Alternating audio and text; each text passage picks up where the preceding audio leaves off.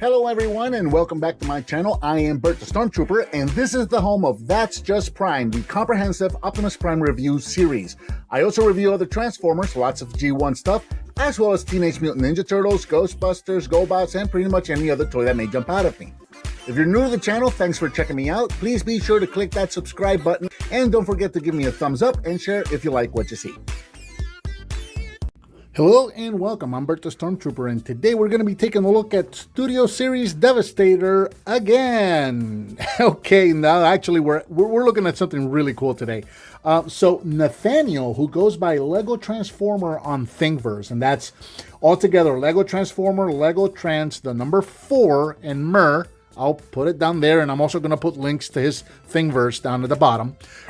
He sent me these 3D printed pieces, and this is actually 2 sets that he makes. The first one is the Studio Series Devastator hand clip, which is this piece here.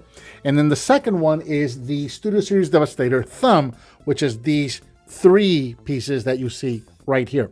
And what this is going to do is actually give us an alternate transformation for Devastator's left hand, so that when we put him in that all fours mode, that crawling mode, he actually has kind of like that knuckle drag. The hand is actually going to reconfigure and give us a more steady, it supports the weight of the figure better and is a little more movie accurate for the hand itself. And it actually does some pretty cool things. So the first thing we're going to do is we are going to remove this hand and we're going to show you how to attach these pieces right here.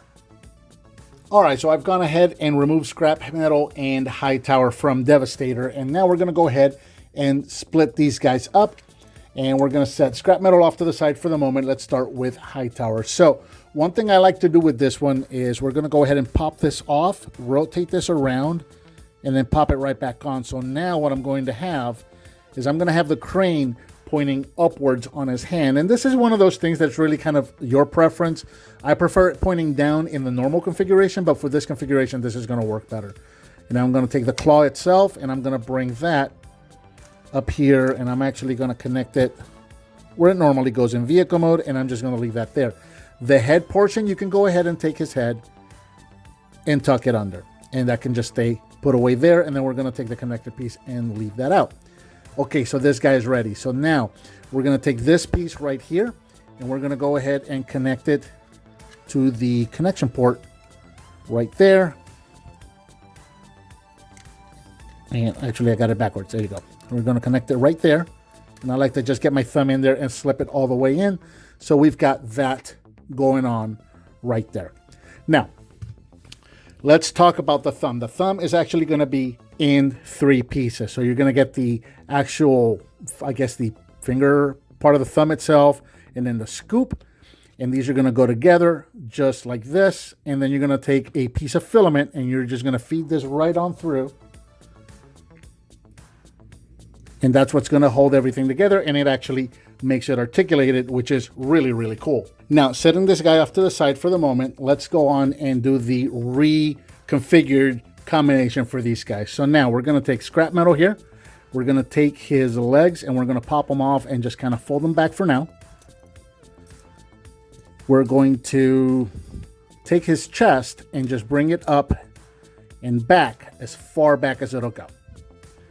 Now we're going to take Hightower, and what we want to do is we want to take this clip and we want to clip it into that rod right there, which is going to be tricky, probably difficult to get on camera. Sometimes, for me anyway, it helps to just kind of move this scoop out of the way and just kind of get under there so I can see what I'm doing and just clip it into place just like that. And now we can go ahead and straighten everything back up. So I can bring the scoop back up, realign the fingers. I can take the head and tuck it in. And what we're going to do with the threads really is going to be kind of up to you. The suggested transformation is to just tuck these threads in underneath the other 2 threads. So you got something like that going on. Now we've got this combination port right here, and what we're going to do now is go ahead and plug this into the combination port. And this guy can be tight, and you know, it's just like the normal configuration because it's on a hinge and it can move around on you. So just kind of be patient and be careful with it, and you're going to get it all the way in like that. And there you go. So now we've got that thumb right there. So check this out. You can do all kinds of stuff with this. You can go like that. You can move this open. You can close it. So you got all kinds of different things that you can do. And even when you have it moved forward, this, you can see that this is actually going to articulate at the base and also at the scoop like that. So you can actually move it around, and you can actually support Devastator's weight with this new piece now, and then have the fingers configured to where they, you know, wherever you like them best, wherever you think they're going to look more movie accurate. I like to turn these around so that I don't actually see the hinge, but I'm seeing more of the, there you go, more of the actual vehicle parts. And I kind of like to do that. These two pieces like their feet, and I like to kind of curl in the scoop to kind of give them that knuckle drag, sort of like a gorilla's knuckle drag kind of a thing. And that's kind of like what I like to do with it. So what we're going to do now is going to go ahead and connect the arm back to Devastator and get him in his all fours or his crawling mode so you can see the final product I'll put together. And there he is in his all fours crawling mode, and he looks absolutely fantastic. It's really, really cool to see how these two small 3D printed accessories make such a big difference to the way that he can actually pose in this form. So just to kind of move this guy out of the way here, just so you can kind of see the scoop that is now his thumb really gives a nice, good support for his hands, so posing them is actually a little better.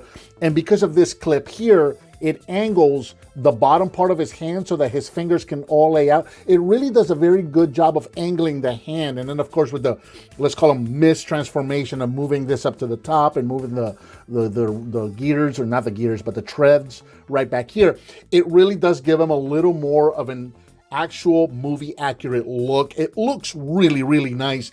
It's, again, it's amazing to see how these two small 3D printed accessories make such a big difference in the posability and the accuracy for Devastator. Again, these kits keep coming out, and everybody just, these creative guys just keep coming up with these cool accessories to make a very cool set even better. And I want to give a big thanks one more time to Nathaniel, Lego Transformer. Again, that's Lego Trans, the number 4, mer, all together, Lego Transformer, over on Thingverse, for sending these to me for review.